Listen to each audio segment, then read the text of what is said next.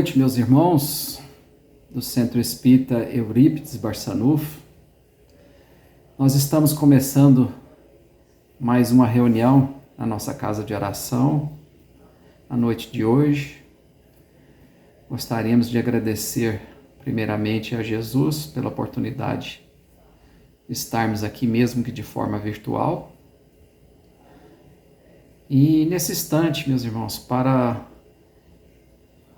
amenizar o ambiente da nossa reunião, nós vamos contar com a poesia com o nosso irmão Rômulo e em seguida, para fazer a prece para o início dos nossos trabalhos, nós vamos convidar a nossa irmã Elaine. Então, agora a poesia. Marchemos pelo Espírito Castro Alves, psicografia de Francisco Cândido Xavier. Há mistérios peregrinos no mistério dos destinos que nos mandam renascer. Da luz do Criador nascemos, múltiplas vidas vivemos, para a mesma luz volver. Buscamos na humanidade as verdades da verdade, sedentos de paz e amor, e em meio dos mortos-vivos somos míseros cativos da iniquidade e da dor. É a luta eterna e bendita em que o espírito se agita na trama da evolução, oficina onde a alma presa forja a luz, forja a grandeza da sublime perfeição. É a gota d'água caindo no arbusto que vai subindo, pleno de seiva e verdor, o fragmento do estrume que se transforma em perfume na corola de uma flor. A flor que terna expirando, cai ao solo fecundando, o chão duro que produz, deixando um aroma leve, na aragem que passa breve, nas madrugadas de luz. É a rija bigorna, o malho, pelas fainas do trabalho, a enxada fazendo o pão, o escopro dos escultores, transformando a pedra em flores, em carraras de eleição. É a dor que através dos anos, dos algozes, dos tiranos, anjos puríssimos faz, transmutando os neros rudes em arautos de virtudes, em mensageiros de paz. Tudo evolui, tudo sonha, na imortal ânsia risonha, de mais subir, mais galgar. A vida é luz, esplendor, Deus somente é o seu amor, o universo é o seu altar. Na terra, às vezes se acendem radiosos faróis que esplendem, dentro das trevas mortais, suas rútilas passagens deixam fulgores, imagens, em reflexos perenais. É o sofrimento do Cristo, portentoso, jamais visto, no sacrifício da cruz, sintetizando a piedade, e cujo amor à verdade nenhuma pena traduz. É Sócrates e a cicuta, é César trazendo a luta, tirânico e lutador, é Celine com sua arte, ou o sabre de Bonaparte, o grande conquistador. É Anchieta dominando, a ensinar, catequizando, o selvagem infeliz, é a lição da humildade, de extremosa caridade, do pobrezinho de Assis. Oh, bendito quem ensina, quem luta, quem ilumina, quem o bem e a luz semeia nas fainas do evoluir, terá a aventura que anseia nas sendas do progredir. Uma excelsa voz ressoa, no universo inteiro ecoa, para a frente caminhai, o amor é a luz que se alcança, tem de fé, tem de esperança, para o infinito, marchai.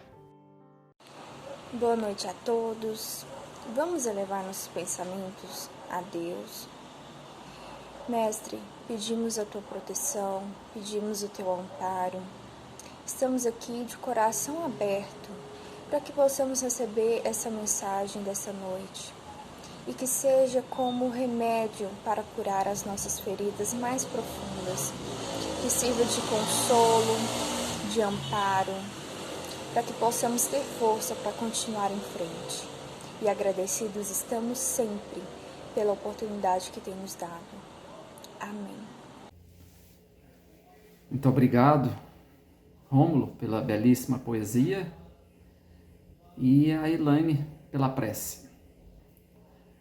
Bem, meus irmãos, agora nós vamos ter a nossa palestra e hoje, de uma forma especial, com a nossa companheira da casa, a nossa querida William Meire, ao qual nós passamos agora a palavra. É com você, William Meire. Olá, amigos. Tudo bem com vocês? Desejo encontrar todos bem, com saúde, e gostaria de desejar também um feliz ano novo a todos vocês, pedindo a Deus, que nesse 2021 a gente possa ter a vacina para controlar um pouco a pandemia e para que nós possamos continuar nossas vidas, seguir nossas vidas profissionais, pessoais, religiosas, voltar ao normal. Então, desejar a todos um 2021 com muita saúde, muita tranquilidade, muita paz. E aqui estamos nós para estudar o Evangelho. O estudo da noite de hoje, nós escolhemos a parábola do fariseu e do publicano. Vale a pena a gente recordar, que Jesus falava por parábolas, que era uma forma que ele encontrou de fazer que nós entendêssemos um pouquinho dos seus ensinamentos. Sabemos também que as parábolas são difíceis a interpretação. Ainda hoje a gente não consegue entender algumas parábolas, ou muitas parábolas, Mas Jesus usava do cotidiano daquelas pessoas, o dia a dia mesmo, que eles tinham por ali, para contar pequenas histórias, para fazer comparações. E nesse meio tempo, ele, como um sensacional pedagogo, ele aproveitava para fazer os seus ensinamentos, para dar suas lições. Então, essa parábola do fariseu e do publicano é uma parábola de uma interpretação mais fácil, que eu penso que todo mundo tem mais facilidade em interpretar essa parábola.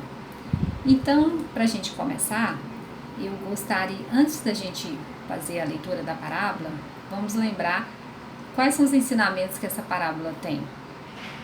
Não sei se todos estão recordando a parábola, mas ela fala dos malefícios do orgulho, dos benefícios da humildade e da qualidade da prece. Então, são vários ensinamentos numa mensagem só. Eu peço a permissão de vocês para fazer a leitura da parábola, conforme está no livro Parábolas e Ensinos de Jesus, do Kuyper, esse livro aqui, tá bom? Então vamos ler, para a gente recordar a parábola. Propôs também a seguinte parábola a alguns que confiavam na sua própria justiça e desprezavam os outros. Subiram 2 homens ao templo para orar, um fariseu, outro publicano. O fariseu pôs-se em pé, orava dentro de si dessa forma: Ó Deus, graças te dou, que não sou como os demais homens, que são ladrões, injustos, adúlteros, nem ainda como este publicano. Jejuo 2 vezes por semana e dou o dízimo de tudo quanto ganho. O publicano, porém, estando a alguma distância, não ousava nem ainda levantar os olhos aos céus e batia no peito, dizendo: Ó Deus, sê propício a mim, pecador. Digo-vos que este desceu justificado para a tua casa, e não aquele, porque todo o que exalta será humilhado, mas o que se humilha será exaltado. Lucas. Então essa é a parábola do publicano e do fariseu. Melhor dizendo, é do fariseu e do publicano. Como eu disse para vocês, todas as parábolas têm os seus ensinamentos. E o primeiro ensinamento que a gente, relembrando aqui, que a gente vê nessa parábola assim escancarado, é em relação ao orgulho, à humildade e à prece, à oração. O primeiro trechinho, para que a gente possa interpretar essa parábola, eu vou separar a parábola em trechos. A gente vai ler o trecho e vai comentar sobre esse trecho, até a gente terminar a parábola. O primeiro trechinho, comecinho da parábola, ele diz: uns que confiavam em si mesmos, crendo que eram justos e desprezavam os outros. Ele começa a parábola com essa frase. Confiar em si mesmo, confiar em nós, não é um defeito, né? É uma coisa boa. Só que esse excesso de confiança faz com que a gente exacerbe o nosso orgulho, né? Esse excesso de confiança faz com que nós achamos que nós somos melhores que os outros, que nós sabemos mais, que nós somos melhores, e isso não é bom. Então Jesus começa essa parábola falando exatamente isso, do excesso de confiança de umas pessoas em relação às outras. E aí, vamos começar a parábola do iniciozinho para a gente comentar. 2 homens subiram ao templo a orar, um fariseu, o outro publicano. Qual que é o nosso cenário aqui? O templo, né? O que é o templo? É um lugar de oração, um lugar de louvor, um lugar de agradecimento, um local de súplicas a Deus, né? Então, o cenário que Jesus escolheu para esse ensinamento dele foi um templo. E uma pessoa, quando vai ao templo, mesmo ela sendo religiosa ou não, quando a gente vai num local, numa igreja, num centro, num templo, né? A nossa atitude, a nossa posição, normalmente é de respeito, é de mansitude, né? A gente já chega manso aqui naquele lugar. O que não aconteceu com o personagem da nossa história, o fariseu. Ele já chegou com toda a empáfia, né? O nosso cenário é o templo desse ensinamento de Jesus e os personagens, um fariseu e um publicano. Vamos recordar também aqui quem eram os fariseus. Eles eram de uma casta religiosa, do hebreu significa parush, divisão, separação. Os fariseus formavam uma das mais influentes seitas judaicas à época de Jesus. Os fariseus, eles eram pessoas que não se misturavam com as outras pessoas. Eles não se misturavam porque às vezes eles achavam que eles podiam ser contaminados, que eles podiam ser influenciados negativamente pelas outras pessoas. Eles eram pessoas detalhistas, personalistas. Eles eram muito cultos, né? Tinha acesso às leituras, o que naquela época não era todo mundo que tinha, né, acesso aos pergaminhos, à leitura. Eles tinham, eram muito cultos. Só que todo aquele aprendizado que eles tinham, eles eram vaidosos daquele aprendizado que eles tinham, né? Eles se achavam realmente que eles sabiam mais que os outros e que por isso eles eram mais importantes do que os outros. E uma outra coisa assim interessante e ao mesmo tempo ruim é que eles sabiam tudo da lei de Moisés, eles obedeciam à lei de Moisés, mas eles não se importavam com seus semelhantes. Eles não se conduíam com a tristeza alheia, eles não se conduíam com o sofrimento do próximo, eles eram indiferentes a essas coisas. Eles eram vaidosos no saber, como eu já disse, eram autoritários e exigentes com seus subalternos, tinham uma excessiva ânsia de dominação. Então eles realmente eram um povo que se achavam, né, superior aos demais. Nós não podemos deixar de esquecer também que hoje nós também ainda temos um pouquinho desse espírito, né, do farisaísmo em nós, quando a gente fica aqui estudando o evangelho, no centro, assistindo as reuniões e achando, né, que a gente já está demais, sendo que na verdade a gente ainda não consegue colocar isso na prática, né? A gente não consegue operacionalizar o amor, a gente não consegue às vezes condoer com a dor do nosso irmão. Então nós também ainda temos esses defeitos dos fariseus. Só que também nós temos que lembrar que os fariseus, eles nem todos, né, eram tão orgulhosos, tão vaidosos. Podemos lembrar que na história também teve Nicodemos, Gamaliel, o próprio Paulo de Tarso era um fariseu. Eram fariseus que conseguiram, né, sair desse ciclo, desse orgulho, dessa superioridade que eles se achavam. Então, existiram também fariseus notáveis, como esses que eu falei para vocês. E o nosso outro personagem, o publicano. Os publicanos naquela época, né, eram cobradores de impostos. Eram pessoas vistas como pessoas desonestas, porque eram, a maioria deles, muito ricos, e de uma riqueza assim que, na mágica, né, ficavam ricos rapidamente, sem muito esforço, sem muita justificativa, e eles eram vistos como pessoas desonestas. Os fariseus mesmo não gostavam deles de jeito nenhum, queria distância, porque achavam que podiam até se contaminar com aqueles publicanos. Então esses foram os personagens que Jesus escolheu para essa parábola. Lembrando também que os publicanos, haviam publicanos que conseguiram sair desse vício da desonestidade, como é o exemplo de Mateus, evangelista, né? E Zaqueu, que Jesus conta pra gente a história deles também. Então os nossos personagens são esses dois. Continuando a nossa parábola, eu vou ler o próximo trechinho. O fariseu, estando em pé, orava consigo dessa maneira: ó Deus, graças te dou, porque não sou como os demais homens, roubadores, injustos e adúlteros, nem ainda como esse publicano. Jejum 2 vezes na semana e dou os dízimos de tudo quanto possuo. Essa oração que o fariseu fez, ele usou várias expressões infelizes, né? A gente pode tirar dessa oração um monte de coisa que com certeza não agrada a Deus. Vamos citar aqui, por exemplo, um orgulho religioso, né? Eu dou o dízimo, eu jejum 2 vezes por semana, eu obedeço à lei religiosa, eu sei tudo das leis de Moisés. Ele realmente era um orgulho, né? Ele mostra ali naquele momento. Ele mostra uma vaidade, né? A gente pode ver que ele começa a oração fazendo uma autolouvação, falando tudo dele, né? Tudo que ele achava que era a qualidade dele. Eu jejum, eu dou o dízimo, eu sou isso, eu sou aquilo.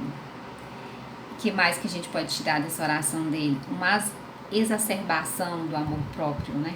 Ele deixa aqui bem claro que ele é orgulhoso, que ele tem um orgulho grande, né? E uma outra coisa que com certeza não agrada a Deus: a discriminação, o preconceito, o desprezo que ele usou naquela oração para falar do irmão dele que estava ali naquele templo junto com ele orando. Essas expressões dele, muito infelizes, com certeza não agradou a Deus essa oração. Continuando, vamos ver como foi a oração do publicano, o outro personagem. O publicano, porém, estando em pé, de longe, nem ainda queria levantar os olhos ao céu, mas batia no peito, dizendo: ó Deus, tem misericórdia de mim, pecador. Já o publicano, a história fala que ele, de longe, lá no templo, ele nem levanta os olhos para os céus, porque ele se acha indigno, né, de levantar os olhos para conversar com Deus. E naquele momento ele fala que ele é pecador, ele pede misericórdia pelos pecados, pelos erros, pelos defeitos que ele cometeu. E a parábola ainda diz mais: digo-vos que este desceu justificado para a sua casa, e não aquele. Porque qualquer que a si mesmo se exalta, será humilhado. E qualquer que a si mesmo se humilha, será exaltado. Dessa oração do publicano, o que a gente pode tirar? A gente pode tirar o respeito, a gente pode tirar que uma coisa também que eu esqueci de falar lá na oração do fariseu, que ele fez uma oração longa, né? Múltiplas palavras. Aqui não, o fariseu ele foi sucinto, ele resumiu, né? E fez uma oração pequenininha, porque na verdade isso é o que importa. Ele foi humilde, ele foi sincero, ele fez o reconhecimento dos erros dele. Essa passagem, essa parábola que Jesus deixou, ela mostra bem pra gente os malefícios do orgulho na figura do fariseu, e ela mostra bem os benefícios da humildade na figura do publicano. É o tempo todo o orgulho sendo combatido ali pela humildade. O orgulho, um vício, um defeito, difícil de ser corrigido, que todos nós temos que combater todo dia. E a humildade, uma qualidade difícil de ser exercida, porque como é que a gente é humilde hoje num mundo tão materialista, onde tudo é eu sou, eu tenho um carro assim, eu trabalho assado, eu moro no condomínio tal, eu tenho não sei quantas chácaras. A humildade, ela também não tem nada a ver com a questão do poder aquisitivo da pessoa. Pessoas riquíssimas podem ser humildes, porque a humildade, ela é uma qualidade daquela pessoa, que ela vai exercitando, né, no dia a dia, para que ela seja uma pessoa simples, para que ela possa viver sem precisar de se mostrar, de ficar aparecendo. Não tem nada a ver com a condição financeira da pessoa. Humilde, humus, rente à terra, condição de pessoa modesta, sóbria, recatada, discreta, moderada nas atitudes e nas palavras. A humildade é possivelmente a mais difícil das virtudes a ser conquistada no mundo atual. Então, essa parábola, ela mostra bem o orgulho e a humildade. E ela fala muito também sobre a qualidade da prece, as qualidades da prece. Se a gente for ver lá no Evangelho, no capítulo 27, pedi e obtereis. Lá tem uma passagem que Jesus fala como deve ser a nossa oração. Qual é a qualidade da oração que agrada a Deus? Eu vou ler aqui pra gente relembrar, porque a gente não lembra, né? As qualidades da prece são claramente definidas por Jesus quando orardes, disse: não vos coloqueis em evidências, mas orai em segredo. Eu vi, acho que muitas pessoas viram nesse final de ano, um vídeo com o depoimento daquele humorista, o Newton Pinto. E ele fala lá que ele chegou do médico, né? Que o médico tinha falado para ele que a medicina já não dava mais conta do caso dele. Aí ele fala que ele chegou na casa dele, ele foi pro quarto dele e fechou a porta e foi conversar com Deus. Então, quando a gente vai conversar com Deus, esse entra pro seu quarto e fecha a porta significa que é uma coisa individual, né? Quando eu vou conversar com Deus, é uma intimidade da criatura com o seu Criador, do filho com o Pai.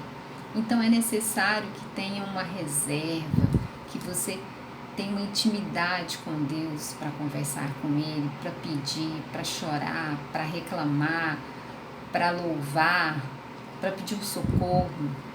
Então, orar em secreto, em segredo. E ele diz mais: não vos consagreis em muito falar, pois não é pela multiplicidade das palavras que sereis atendidos, mas pela sinceridade delas. Nós sabemos disso, né? Não adianta a gente decorar orações enormes e falar da boca para fora. Eu fico pensando, eu sempre falei isso, antigamente tinha aquela missa do galo, acho que era na passagem do ano, um negócio tudo em latim. Gente, como é que você vai orar numa língua que você não sabe nem o que está falando? Se a oração é uma conversa nossa com Deus, a gente vai falar a nossa língua, o que a gente sente, o que está no nosso coração. A gente não vai falar em latim, em grego, a gente vai falar a nossa língua, aquela que a gente entende, expressa, né, os nossos sentimentos para com Deus. Antes de orar, se tiverdes qualquer coisa contra alguém, perdoai-lhe, pois a prece não será agradável a Deus se não partir de um coração purificado de todo sentimento contrário à caridade. Então, para que a nossa oração seja ouvida, né, seja atendida, a gente já tem que estar com o nosso coração limpo, de raiva, de mágoa, quanto mais usarmos nas nossas orações falando do nosso semelhante naquele momento. Continuando, perdoai-lhes, pois a prece não será agradável a Deus se não partir de um coração purificado de todo sentimento contrário à caridade. Orai, enfim, com humildade, como o publicano, e não com orgulho, como o fariseu. Examinai vossas faltas e não vossas qualidades. E se vos comparardes aos outros, procurai o que há de mal em vós. Então, se a gente tiver que fazer comparação nossa com alguém, a gente vai procurar os nossos defeitos, para falar, não, olha, eu tenho mais defeito que o outro. Eu ainda não consegui resolver isso aqui e o outro, sim. E não comparar, né, nossas qualidades com o outro. Então, pessoal, é isso. A parábola do fariseu e do publicano, ela é pequena. Eu espero que eu tenha conseguido passar para vocês algum esclarecimento. Quero, nesse momento, agradecer muito a oportunidade, agradecer a tolerância dos nossos amigos em me ouvir e deixar aqui meu feliz 2021 mais uma vez a todos vocês. Fiquem com Deus, até a próxima. Muito obrigada. Muito obrigado, Williameire, pela edificante palestra. E eu queria até deixar uma nota aqui, que eu particularmente gosto muito quando as palestras na nossa casa são feitas pelos palestrantes da casa. É muito interessante e muito bom. Bom, meus irmãos, agora nós vamos passar para a já tradicional leitura do Agenda Cristã. E nós vamos contar hoje com a colaboração da nossa companheira Patrícia, a qual nós passamos a palavra. Boa noite. Hoje nós vamos ler o capítulo 43 da Agenda Cristã. Problemas pessoais. A fé viva não é patrimônio transferível, é conquista pessoal.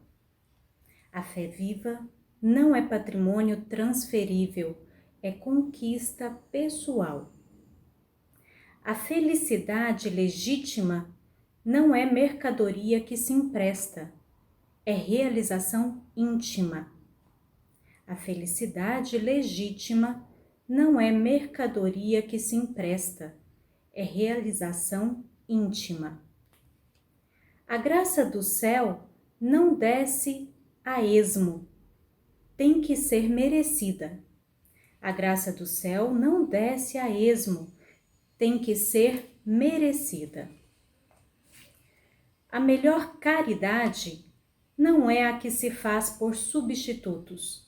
Cabe-nos executá-la por nós mesmos. A melhor caridade não é a que se faz por substitutos. Cabe-nos executá-la por nós mesmos. A fortaleza moral não é produto de rogos alheios, provém do nosso esforço na resistência para o bem. A fortaleza moral não é produto de rogos alheios, provém do nosso esforço na resistência para o bem. A esperança fiel não se nos fixa no coração através de simples contágio, é fruto de compreensão mais alta. A esperança fiel não se nos fixa no coração através de simples contágio, é fruto de compreensão mais alta. O verdadeiro amor não nasce das sombras do desejo. É fonte cristalina e inexaurível do Espírito Eterno.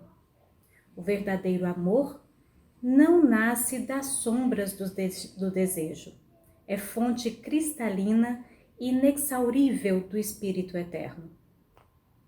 O conhecimento real não é construção de alguns dias, é obra do tempo.